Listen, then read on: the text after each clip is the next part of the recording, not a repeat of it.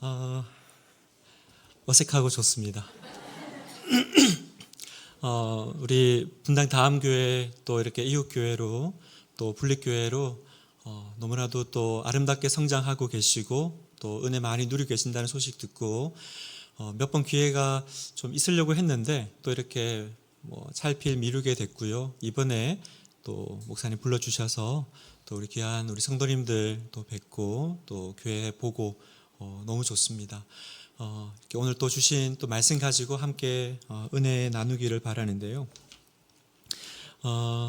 오늘 우리가 읽은 이 말씀은 이제 교회에서 가장 잘 알려진 기도문이죠. 일명 주기도문입니다. 여러분, 주기도문이 우리에게 중요한 이유는 예수님이 가르쳐 주신 기도이기 때문입니다. 자, 이 기도는 오늘 우리가 읽은 이 마태복음 말고 누가복음에 보면 이 주기도문이 나오게 된 배경이 있어요. 누가복음 11장 1절에 보니까 예수께서 한 곳에서 기도하시고 마치심에 제자 중 하나가 여짜오되 주여, 요한이 제자들에게 기도를 가르친 것과 같이 우리에게도 가르쳐 주옵소서. 제자들이 보니까 예수님이 기도를 하고 나오시는데 뭔가 좀 특별한 거죠. 여러분, 예수님의 제자들은 유대인들입니다. 유대인들은 기본적으로 기도를 할 줄 아는 사람들이죠. 기도를 어떻게 하는 거예요, 예수님? 저 기도 좀 가르쳐 주세요가 아니라 이 사람들은 어릴 때부터 회당에서 기도하는 민족이잖아요. 그런데 예수님을 보니까 예수님 기도가 뭔가 좀 특별한 거죠. 예수님의 그 기도하는 그 느낌이 뭔가 다른 거예요. 그래서 기도하시고 마치심에 우리에게도 좀 가르쳐 주소서 그렇게 부탁을 합니다. 그랬더니 예수님께서 오늘 우리가 읽은 말씀에 보니까 9절에 그러므로 너희는 이렇게 기도하라 라고 가르쳐 주세요. 자, 여러분, 여기서 이렇게 기도하라는 것은 이것 그대로 기도해라 하는 것이 아닙니다. 그냥 우리가 보통 이제 주기도문은 항상 그렇잖아요. 어떤 행사나 예배가 있으면 꼭 끝에 이렇게 그냥 끝내기 조금 아쉬울 때 하는 기도가 항상 주기도문이잖아요. 그리고 그냥 그렇게 외워서 하고, 예수님이 이렇게 기도하라는 건 똑바로 외워가지고 처음부터 끝까지 그렇게 하라는 것이 아니라 이렇게 안에는요, 기도할 때 어떤 순서로 그리고 어떤 내용을 담아야 된다라는 걸 예수님께서 지금 말씀하고 계신 거예요. 여러분, 주기도문이 우리에게 중요한 이유가 여기 있습니다. 기도 그냥 하면 되는 거 아닌가요? 기도 이렇게 내 마음에 구하는 거, 또 소원들 이렇게 하나님께 아뢰고 언제든지 하나님께 담대하게 나아가서 구하면 되는 거 아닌가. 그런데 예수님은 이렇게라고 하는 그 말씀 가운데 너희는 기도할 때 기도의 순서와 기도의 내용이 굉장히 중요하다는 거죠. 왜 그럴까요? 여러분, 왜 우리가 기도할 때 이 순서와 내용을 알고 하는 게 중요할까? 기도가 무엇인지를 생각해 보면 그 이유를 알 수 있습니다. 여러분, 기독교의 기도와 그리고 다른 이방 종교, 다른 종교 안에서의 기도의 차이점이 뭘까요? 여러분, 기도는 우리만 하는 거 아니죠. 기도는 다른 종교에도 있습니다. 하다못해 종교 없는 사람들도요, 기도 곧잘 합니다. 그러면 우리가 하는 기도와 기독교 밖의 분들이 하는 기도는 무슨 차이가 있을까? 기독교의 기도는요, 다른 종교와는 다르게 그것이 주문이나 주술이 아니라 바로 관계에서 시작하는 기도라는 거예요. 그래서 여러분, 기도를 받으시는 그 대상이신 하나님과의 올바른 관계에서부터 시작해야 합니다. 여러분, 생각해 보세요. 내가 기도를 해요. 그런데 그 기도를 받는 분이 누군지, 그리고 그분하고 올바른 관계가 되어 있지 않은 상황에서 어떻게 내가 그분께 나의 소원과 나의 사정을 아뢰 수 있겠어요? 그런데 여러분, 만약 기도가 주문이라면 상관없죠. 기도가 주문과 주술이라면 내가 그분이 누군지 또 나에게 대해서 어떤 생각이 있는지 중요한 게 아니라 그냥 내가 원하는 것 말하면 되죠. 오히려 나와 관계하고 간섭하는 게 싫습니다. 내가 내 소원을 아뢰을 뿐이지 그 소원 받는 분이 나한테 이래라 저래라 간섭하는 건 다 싫지 않아요? 그래서 여러분, 밖의 기도는요, 다 주문이에요. 그래서 누군지도 상관없어요. 그래서 종교가 없는 사람들도 기도하잖아요. 하나님, 천지신명, 부처님, 알라, 누군지 모르겠지만 하여튼 저 위에 계신 분 내 기도 좀 들어주세요. 여러분 왜 이렇게 기도가 될까? 왜냐하면 그 기도는 관계에서부터 시작되는 게 아니기 때문이에요.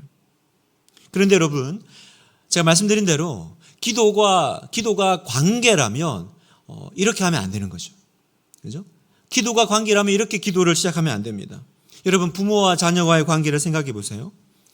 부모인 우리는 자녀들의 소원을 들어줍니다. 그러나 우리는 자녀들의 소원을 들어주기 위해서 사는 사람들이 아닙니다. 내가 아이들이 원하는 것들을 처리해 줍니다. 또 아이들도 나에게 원하는 것들을 마음대로 얘기해요. 그러나 우리는 이 땅에 아이들 소원 처리해 주려고 태어난 사람들이 아니죠.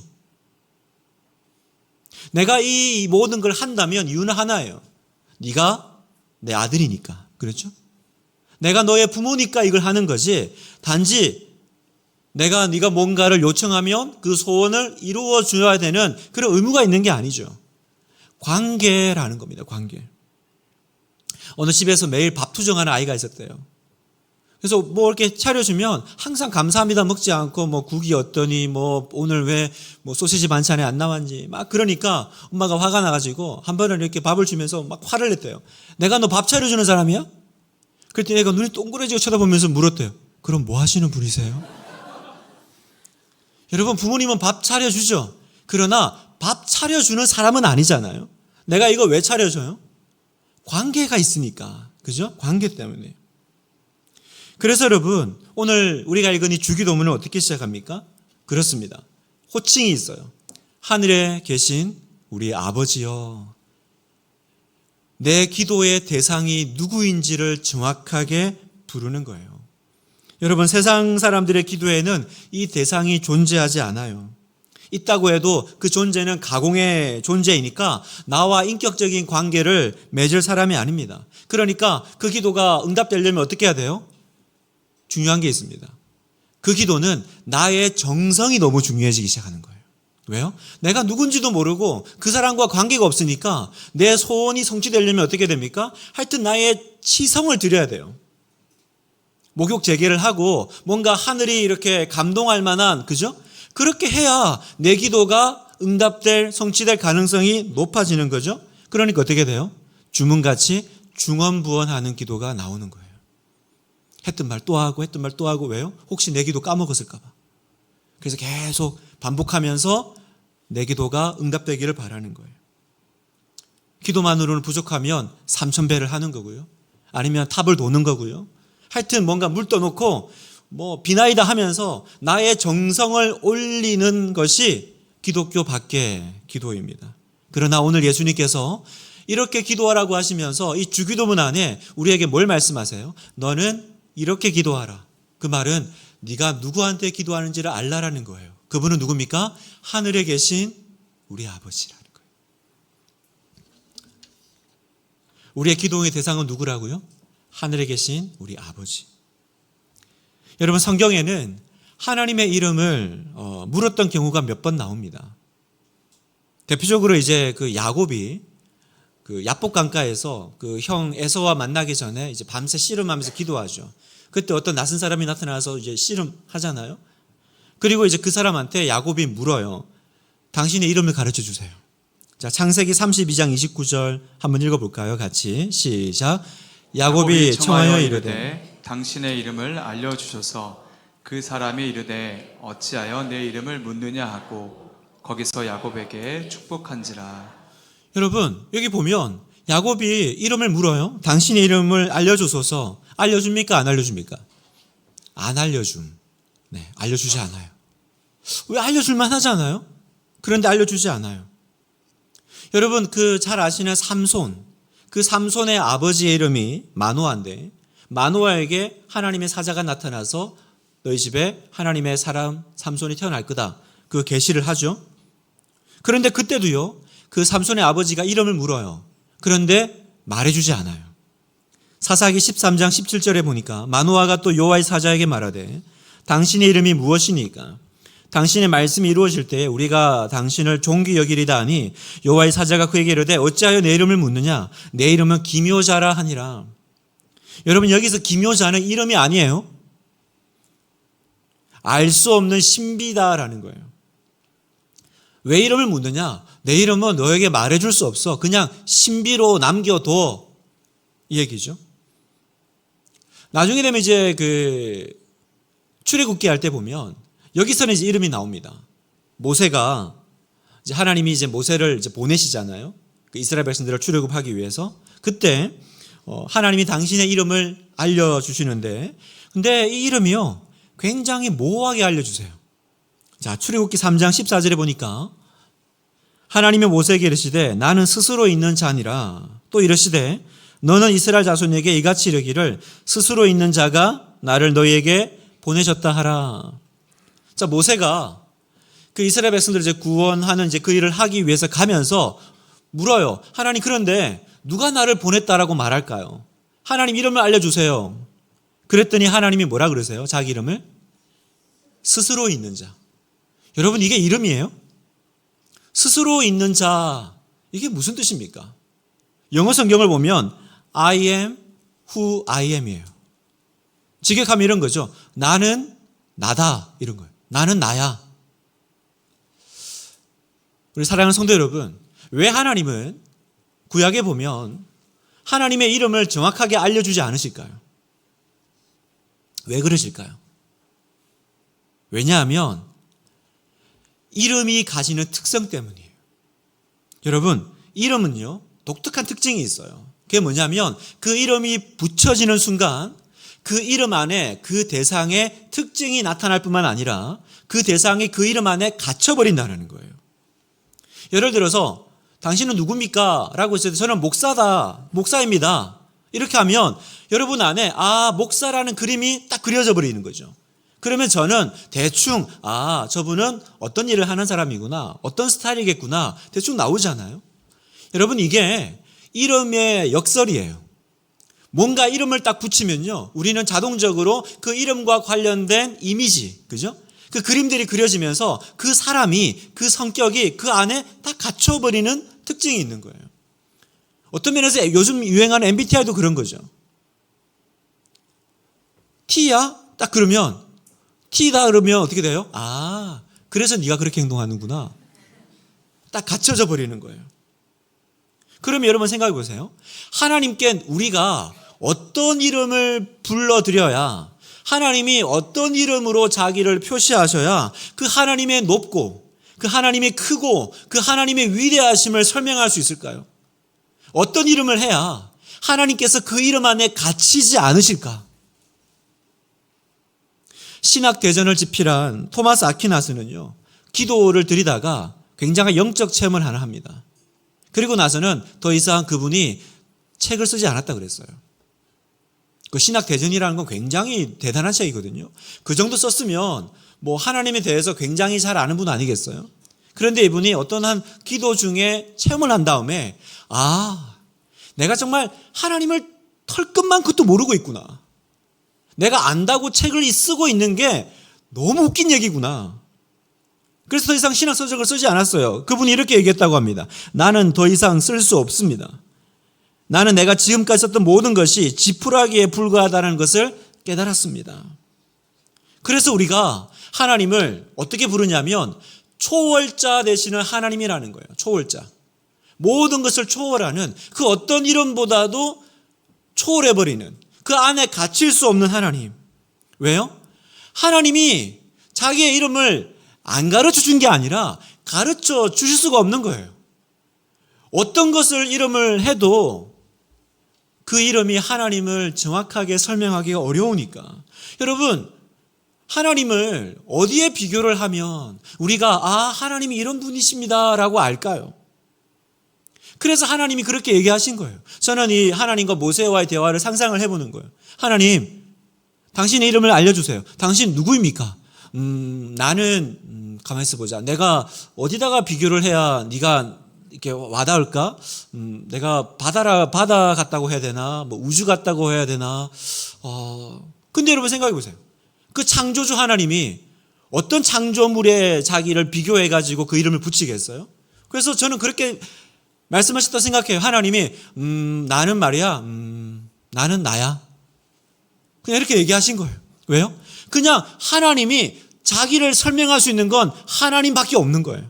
나는 나야. I am who I am. 난 나야. 여러분 느낌 아시겠어요? 하나님은 하나님이다라는 거예요.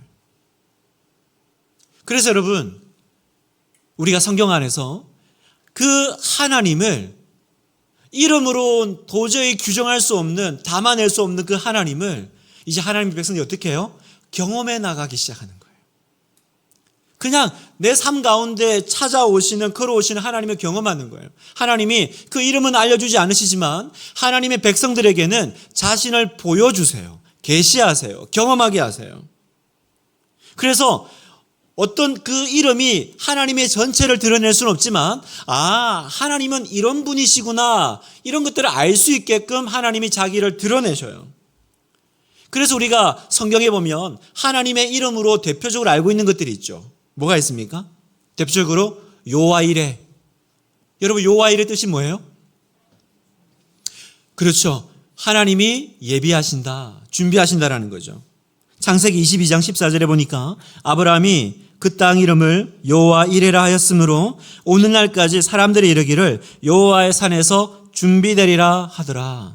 여러분, 하나님이 나 여호와 이레야라고 하신 게 아니에요. 누가 지은 거예요? 아무도 대답을 안 했지만 마음속으로 아브라함이라고 알고 계시죠? 네. 아브라함이 경험한 하나님이 여호와 이레인 거예요. 하나님이 그렇게 말씀하실 때 네 아들 이삭을 바치라고 했지만 이미 하나님은 다 준비하고 계시는구나. 하나님은 준비하시는 여호와 이레 하나님이구나. 아브라함이 경험한 거예요. 이런 이름들이 많죠. 여호와 니시. 여호와 니시는 무슨 뜻입니까? 하나님은 나의 승리시다. 니시라는 말은 깃발인데 이제 승리를 의미하는 거예요. 출애굽기 17장 15절에 모세가 제단을 쌓고 그 이름을 여호와 니시라 하고 이르되 여호와께서 맹세하시기를 여호와가 아말렉과 더불어 대대로 싸우리라 하셨다 하였더라.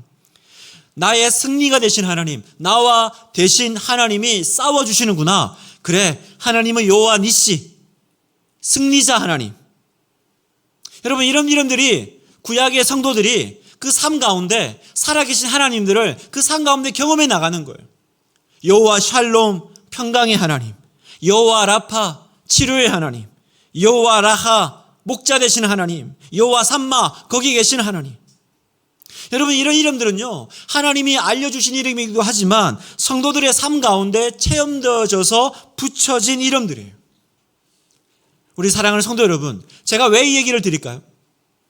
여러분, 이것이 저와 여러분이 오늘 이 땅을 살아가면서 신앙생활하면서 우리가 정말 목적 삼아야 될 중요한 신앙의 모습이라는 거예요.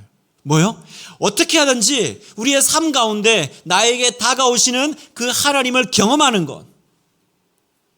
여러분의 인생이 불안하고 힘들 때 혹은 인생의 어두운 시간들을 통과하고 있을 때 하나님은 뚜벅뚜벅 여러분의 삶 가운데 걸어 들어오실 거예요. 그리고 여러분에게 그분이 어떤 분이신지를 보여주십니다. 나는 나야 라고 그렇게 말씀하실 수밖에 없는 그 하나님이 어떤 성도님에게는요, 나는 너에게 평화의 하나님이야, 여호와 샬롬으로 만나주실 겁니다. 어떤 분에게는 나는 너에게 위로야, 나는 너에게 구원이야, 나는 너에게 치료야. 그때 우리는 어떻게 해요? 체험을 통해서 여호와 샬롬, 여호와 라파, 여호와 니시 하나님을 경험하는 거예요. 그러면 여러분, 우리가 해야 될 일은 뭡니까? 오늘 내 삶 가운데 그 하나님의 이름들을 얼마나 많이 경험해 나가는가? 여러분, 이게 여러분이 하셔야 될 일이에요. 여러분의 삶 가운데 이런 하나님의 이름들을 이미 경험하신 분들이 있죠. 그런데 여러분 생각해 보세요. 내 인생을 평생을 다 살았어요. 나중에 하나님 앞에 갑니다. 그런데 어떤 성도는요, 하나님의 이름 하나 경험한 분도 있고요. 어떤 분들은 세어보니까 하나, 두 개, 세 개, 네 개, 그 하나님의 이름들을 그 삶 가운데 많이 경험한 사람들이 있어요. 여러분, 어떤 인생이 복 있는 인생입니까? 여러분, 우리는 복된 성도, 복된 교회라고 말할 때 이 하나님을 많이 경험한 성도, 하나님의 이름을 내 삶 가운데 나의 하나님으로 경험한 성도, 그 사람이 복 있는 성도인 줄 믿습니다. 여러분의 삶에 고난이 올 거예요. 오늘 밤에도 여러분의 기도 제목 가지고 붙잡고 기도할 겁니다. 여러분, 그 기도 제목, 내 인생에 찾아오는 그 고난은 무엇을 위한 고난입니까? 그 고난의 틈새를 열고 나에게 걸어 들어오시는 나의 주 나의 하나님을 만나기 위한 도구인 줄 믿습니다. 그래서 그런 말이 있어요. 은혜는 고난의 틈새에서 흘러나온다고요. 은혜가 어디서 나온다고요? 은혜는 고난의 틈새 사이에서 흘러나온다는 거예요. 아하, 그렇구나. 이 기도 제목은 뭘 위한 기도 제목이에요? 이 고난은 뭘 위한 고난입니까? 하나님이 자기를 보여주기 위한 도구라는 거예요. 여러분 믿으십니까? 네. 오늘 밤에 그 놀라운 하나님 경험하게 되시기를 바랍니다. 제가 한 번은 교구 목사로 있을 때요. 주일날 이제 끝나고 이제 정리하고 집에 가려는데 우리 교구 권사님한테 전락이 왔어요. 목사님 큰일 났어요. 무슨 일입니까? 우리 손자가 죽어가요. 그러는 거예요. 자기 이제 딸이 권사님 따님이 출산을 했는데 이 아이가 태어나면서부터 굉장히 위독한 위험한 상황인 거예요. 그래서 엄마도 이제 위험해가지고 또 더 큰 병원으로 이제 이송해 가고 엄마는 이제 무슨 상황이 일어나는지 몰라요. 자기 아이한테. 이 손주는 이제 죽어가고 있는 거예요. 그래서 제가 이제 막 급히 퇴근하다가 그 있다고 하는 이제 병원으로 갔죠. 갔더니 이미 막 이제 의사가 그렇게 얘기했나 봐요. 이제 소망이 없습니다. 그래서 갔더니 그 식구들 또 친척들 다 와가지고 그 아기 그 신생아 중환자실 앞에 다 모여 앉아 있는 거예요. 이미 아이하고 뭐 떠날 준비를 하고 있는 거예요. 어떻게 해요? 병원에서는 이제 어렵습니다. 힘듭니다. 그러고 뭐 권사님은 목사님 어떻게 해요? 울고 있고. 난감하더라고요. 근데 그때 제 안에 무슨 믿음이 들었는지 제가 거기서 갑자기 이제 우리 예배합시다. 기도합시다. 그런 거예요. 그러면서 이제 그러니까 뭐 그게 다 뭐 믿음이 있었던 분들 같지는 않은데 어쨌든 뭐 목사가 와가지고 뭐 아기가 죽어가니까 그래서 뭐 예배를 이제 드리는데 제가 그때 그 읽었던 말씀이 시편 121편이었던 것 같아요. 내가 산을 향하여 눈을 들리라. 나의 도움이 어디서 올까? 자, 그 말씀을 읽으면서 지금 생각은 못할 일이에요. 막 호통을 친 거예요. 지금 아기 죽었습니까? 아니면 하나님이 아기 데려간다고 누가 음성 들은 분이 있습니까? 아무것도 결정된 게 없는데 왜 우리는 이 앞에서 기도도 한번 안 해보고 이미 준비를 하고 있어요. 여기 보세요. 내가 산을 향하여 눈을 들리라. 나의 도움이 어디서 올까? 그렇게 그냥 산만 보고 있을 게 아니고 나의 도움은 천지를 만드신 하나님께로부터 옵니다. 그러면서 막 열정을 토하면서 설교를 했는데 지금 생각하니까 그 설교가 완전히 잘못된 설교거든요. 왜냐하면 내가 산을 향하여 눈을 들리라. 이게 그 산이 먼 산이 아니고 사실은 그 산이 하나님이에요. 시온산이거든요. 근데 저는 그때 그게 먼 산인 줄 알았어요. 그래서 먼 산 보지 말고 하나님 바라보고 그 이상한 설교인데도 어쨌든 뭐 상황이 그러니까 갑자기 이분들이 불이 붙었어. 그러더니 막 기도하기 시작하는 거예요. 아기 살려달라고. 하나님 한 번만 살려달라고. 그래가지고 막 이제 하나님 살려달라고 그러고 이제 제가 이제 그 신생아가 있는 그 안에 들어갔죠. 중환자 이제 보고 갔더니 그 안에 아버지가 아기 옆에 있더라고요. 아버지한테 또 시편 121편을 얘기하면서 지금 뭐 먼 산 보고 계시냐고. 하나님께 기도해야지. 막 그러면서 그까지만 하면 좋은데 제가 또 오바를 해가지고 혹시 하나님 살려주시면 이 아기 하나님께 바칠 거냐? 그랬더니 또 바친대. 그럼 됐다고. 하나님 이 아이 이제 하나님 겁니다. 살려주세요. 막 그러고 이제 기도를 하고 나왔는데 놀랍게도 아기가 살아난 거예요. 기적이 일어난 거죠. 기적이 일어났어요. 그러니까 죽는다 그랬더니 애가 이제 살아난 거예요. 그랬더니 이제 나중에 그 권사님이 고맙다고 저를 이제 전도사님하고 집에 식사 초대를 하셨어요. 갔어요. 갔더니 그 따님, 그때는 이제 다른 병원에 치료받고 계신 그 따님이 나중에 이제 듣고 같이 오신 거예요. 고맙다고. 그래서 밥을 이렇게 차리는데, 대화를 이렇게 듣고 있는데 느낌이 이상해. 그 권사님이 계속 자기 딸을 사모야 이렇게 부르더라고요. 사모? 보통 우리가 사모라고 부를 수 있는 직업이 몇 개 없잖아요. 알고 보니까 교회 사모님이라는 거예요. 그러면 남편이 그러고 보니까 그 중환자실에 있던 그 아저씨가 목사님이었던 거예요. 나이도 나보다 많아 보이니까 저보다 선배 목사님 아니겠어요? 제가 가가지고 믿음도 없이 막 이러면서 막 하나님께 바치라 그래 막 제가 막 미치겠는 거예요. 막 얼굴도 뜨겁고 이걸 어떻게 해야 되나. 그래가지고 아니 권사님 사위가 목사면 목사라고 얘기를 해야지. 그리고 목사가 사위인데 왜 나를 부르냐. 그래가지고 제가 막 그 사모님한테 사모님 제가 진짜 몰랐다고 제가 무례했다고 했더니 사모님이 괜찮다고 재밌었다고 뭐 그러시더라고요. 여러분 그 뒤로 제가 기도하면 아기 다 나았을까요? 제가 기도하는 우리 성도들 병 다 나았을까요? 아니요. 제가 기도해도 때로는 더 힘들어지기도 하고 또 떠난 성도도 있습니다. 그러나 제 안에 뭐가 있어요? 하나님 여호와 라파가 있는 거예요. 난 경험했어. 난 경험했다라는 거예요. 내가 믿는 하나님은 죽은 가운데서도 살리시는 하나님. 그래서 저는 그 경험한 그 하나님을 믿기에 언제나 아픈 성도, 어려운 성도 만나면 그 하나님, 내가 그때 경험했던 그 하나님, 그 믿고 기도하는 거예요. 사랑하는 성도 여러분, 여러분에게 이 하나님을 경험하는 복이 임하기를 축복합니다. 한 이름 경험하는 것이 아니라 하나, 두 개, 세 개 계속 경험하는 복이 임하기를 축복합니다. 여러분의 기도는 살아계신 하나님을 경험하기 위한 도구인 줄 믿습니다. 그래서 오늘 예수님께서 그 많은 이름들을 우리에게 경험하게 하시면서 우리에게 특별한 하나님의 한 이름을 계시해 주십니다. 그게 뭐냐면 아버지 하나님이라는 거예요. 아버지 하나님. 하나님이 그렇게 이름을 안 가르쳐 주신 하나님이 자기에게 아버지란 이름을 붙이셨어요. 여러분 이건 진리예요. 진리, 계시입니다. 바로 예수님이 우리에게 보여주신 위대한 계시죠. 여러분 그전까지는요 하나님을 아버지라고 부른 적이 없어요. 여러분 성경 어디에 어떤 인물이 하나님을 아버지라 불렀나요? 그러니까 나중에 이 얘기를 유대인들이 듣고 기겁을 하죠. 그래서 예수님을 신성모독했다고 죽이려고 그러잖아요. 어떻게 하나님을 아버지라 부르냐. 이 말은 뭐냐면 예수님이 우리에게 가르쳐 주신 특별한 하나님의 이름 아버지 하나님이라는 거예요. 그래서 예수님이 이 땅에 계실 때 언제나 하나님을 아버지라고 부르셔요. 요한복음 17장 5절 같이 한번 읽겠습니다. 시작. 아버지여 창세전에 내가 아버지와 함께 가졌던 영화로서 지금도 아버지와 함께 나를 영화롭게 하옵소서. 아버지여라고 부르죠. 또 아버지와 함께 또 마지막 겟세마네 동산에서도 피땀 흘려 기도하실 때도요. 그 순간에도 아버지라고 부르세요. 누가복음 22장 42절에 이르시되 아버지여 만일 아버지의 뜻이거든 이 잔을 내게서 옮기시옵소서. 예수님이 우리에게 가르쳐 주신 놀라운 진리가 뭡니까? 하나님은 아버지시다라는 거예요. 하나님은 아버지시다. 그러면 여러분이 저에게 물으실 거예요. 그거는 예수님은 하나님의 아들이시니까 그렇게 부르시는 거 아니에요? 맞습니다, 여러분. 죄인인 우리는 하나님을 아버지라고 부르면 안 돼요. 예수님이니까 부르시는 거예요. 왜요? 예수님은 하나님의 아들이시니까.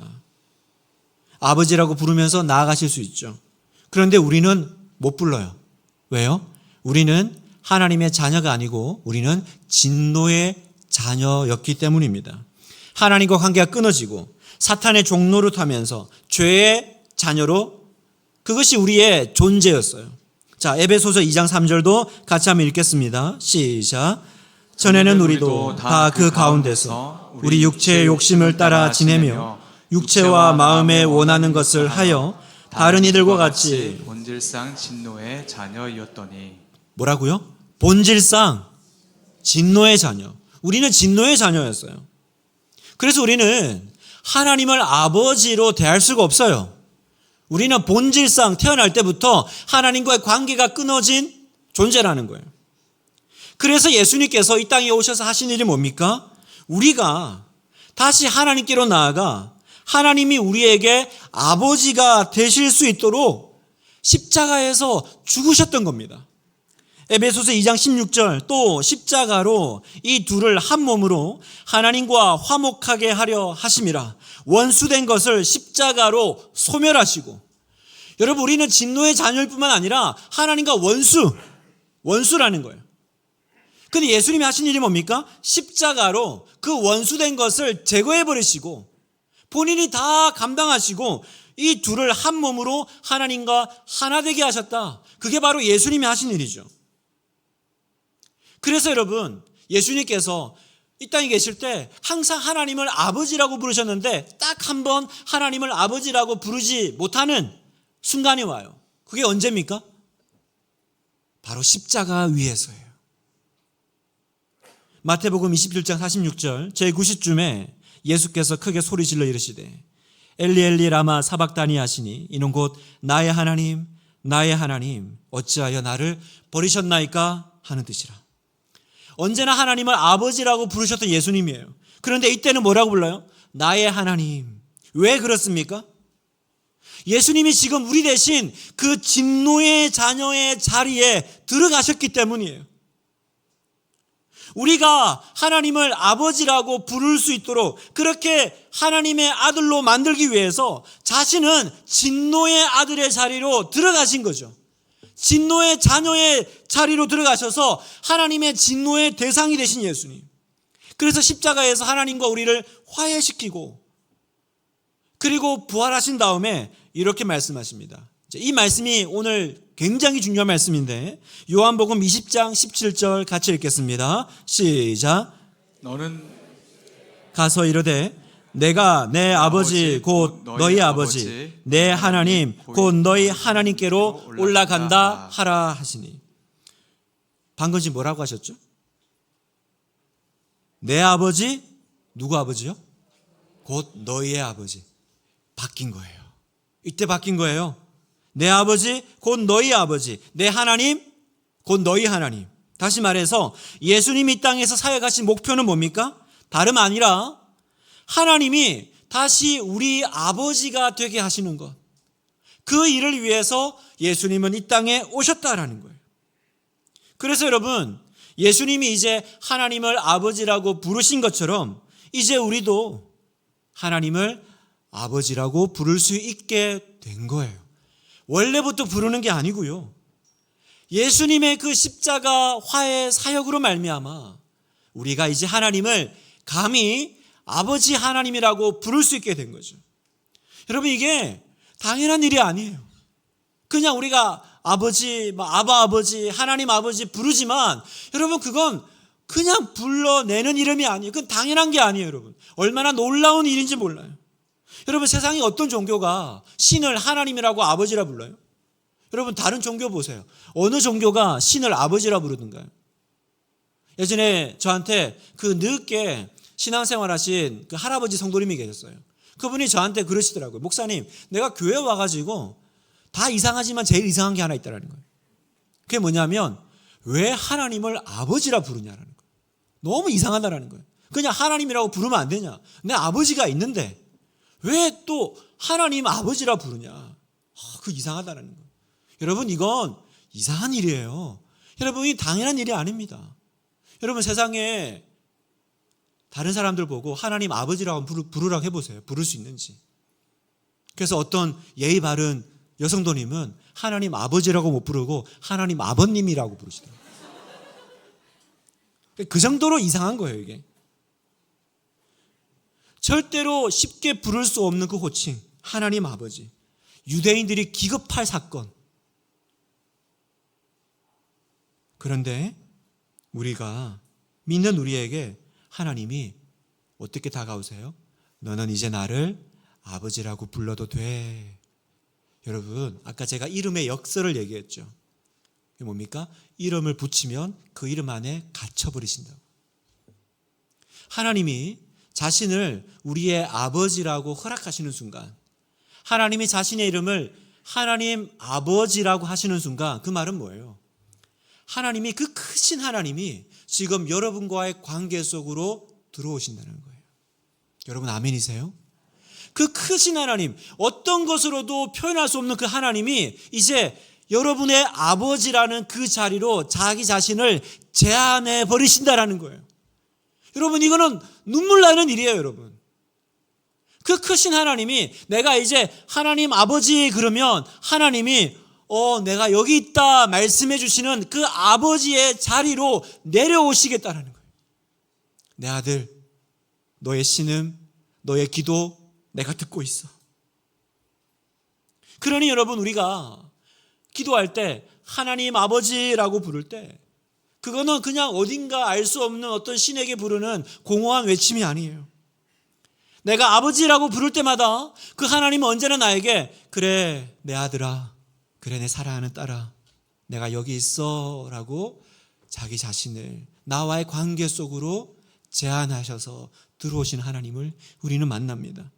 갈라디아서 4장 6절 너희가 아들임으로 하나님이 그 아들의 영을 우리 마음 가운데로 보내사 아빠 아버지라 부르게 하셨느니라. 아멘이죠.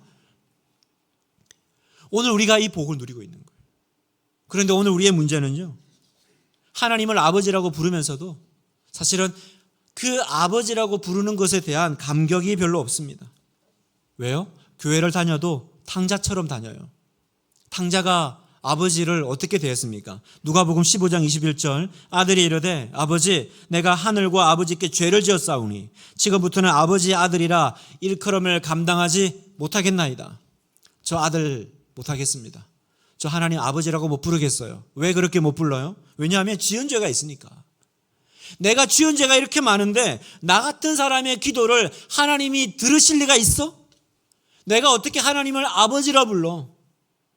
여러분, 이 탕자의 마음이 이 탕자에게만 있는 마음이 아니죠. 오늘 여러분 안에도 이런 마음 가지고 기도하고 신앙생활하는 분들 계시지 않아요? 하나님이 과연 내 기도를 들으실까? 하나님이 내 기도를 좋아하실까? 마귀는 끊임없이 우리에게 속삭입니다. 너 아버지 없어. 너 고아야. 너 천상 고아지. 네가 무슨 아버지가 있어. 네 지은 죄가 있는데. 여러분, 이게 오늘 신앙생활하는 저와 여러분의 슬픔이에요. 아버지 없는 고아처럼 살아가는 신자들. 왜 기도가 안 됩니까, 여러분? 왜 기도에 불이 안 붙어요? 왜냐하면 하나님이 나의 아버지라는 믿음이 없기 때문이에요. 아버지가 아니라 타인 같은 신에게 뭘 구하려니까 얼마나 힘드세요, 여러분. 기도하기가 얼마나 힘들어요. 여러분, 나 싫어하는 사람 앞에 가서 대화하는 거 얼마나 힘들어요? 가끔 우리 성도님들이 우리 여성도님들이 자기 남편을 이렇게 목사님한테 신방 연결해 주는 분이 있어요. 근데 가보면요, 남편의 허락을 받지 않고 그냥 혼자 저를 그냥 자기 남편, 우리 목사님 만났으면 좋겠다. 그래가지고 신방을 잡아놓은 거예요. 그러니까 제가 가면 남편도 깜짝 놀래요. 여러분, 나를 적대하는 사람하고 신방하는 느낌을 아세요? 그냥 너무 보여. 그냥 나를 싫어하는 게. 그런데 거기서 앉아가지고 이제 신방하는 그게 얼마나 괴로운데요. 여러분, 무슨 말을 드리고 싶냐면 우리의 기도가 그렇지 않아요? 나 싫어하는 하나님, 내 기도 별로 달가워하지 않는 그 하나님 앞에 나아가서 기도하려니 얼마나 힘들어요, 여러분. 그러니 어떻게 돼요? 제발 한 번만 도와달라고 빌죠. 우리의 기도는 빌어요. 하나님, 제발 좀 도와주세요. 제발 좀 나를 불쌍히 여겨달라고. 그렇게 내 의를 가지고 기도하려니까 얼마나 기도가 힘들어요. 여러분, 오늘 하나님이 뭐라고 말씀하세요? 오늘 예수님께서 뭐라고 말씀하세요? 이렇게 기도해라. 하늘에 계신 우리 아버지요. 우리가 항상 하나님 보기에 옳게 살지 못하고 또 죄와 허물로 무너졌던 순간들이 너무나도 많았죠. 그러나 너는 이렇게 기도해라. 하늘에 계신 우리 아버지. 그 말은 뭡니까?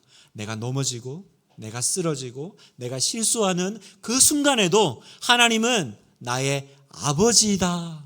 나의 아버지시다라는 거예요. 이 말은 내가 죄 지을 때마다 나는 네가 없어져 버렸으면 좋겠어. 나는 네가 나한테 기도하러 안 왔으면 좋겠어. 절대로 이런 말을 하실 리가 없다라는 거예요. 이게 바로 하늘에 계신 우리 아버지여라고 하는 그 호칭 안에 숨겨져 있는 은혜예요. 여러분, 주의 은혜라 이 찬양 아시죠? 내가 하나님의 자녀 된 것을 주의 은혜라, 주의 은혜라. 하나님의 자녀 된 것을. 같이 불러볼까요? 주의 은혜라, 주의 은혜라. 하나님의 자녀 된 것을. 주의 은혜라, 주의 은혜라, 주의 은혜라. 하나님의 자녀 된 것을. 말씀을 마무리하겠습니다, 여러분. 오늘 주님은 하늘에 계신 우리 아버지여, 이렇게 주기도문이 시작된다라는 걸 말씀하십니다. 세상에 누가 하나님을 아버지라고 부르나요? 우리가 그 은혜를 누리고 있어요. 오늘 이 밤에 어린아이가 아빠하고 달려가서 안기는 것처럼 여러분 그렇게 하나님께 달려가시기를 축복합니다. 하나님 우리를 기다리세요. 하나님은 여러분이 달려와서 기도하고 이야기하고 안기기를 기다리시는, 나는 너의 아버지가 되기로 결정한 너의 하나님이다. 나는 너의 아버지가 되기로 나 자신을 제한한, 네가 부르면 나는 달려가기로 나를 결정한 너의 하나님 아버지야. 그래서 우리가 하나님 아버지라고 부르며 가기를 주님은 기다리세요. 우리가 오늘부터 그렇게 기도하기를 원합니다. 히브리서 4장 16절 현대인의 성경으로 제가 읽겠습니다. 그러므로 우리는 긍휼하심을 받고 때를 따라 도우시는 은혜를 받기 위하여 담대하게 하나님의 보좌로 가까이 나아갑시다. 여러분 아멘입니까? 여러분 아멘이세요? 오늘 밤에 하늘에 계신 우리 아버지, 그냥 주여 삼창하듯이 아버지 부르는 것이 아니라 아버지, 나의 아버지, 그 은혜의 보좌 앞으로 담대히 나아가 담대하게 기도하고 복을 구하고 하나님의 은혜를 덧입는 우리 모든 다함교회 성도 되시기를 주님의 이름으로 축복합니다. 우리 함께 이 찬양하겠습니다. 보혈을 지나 하나님 품으로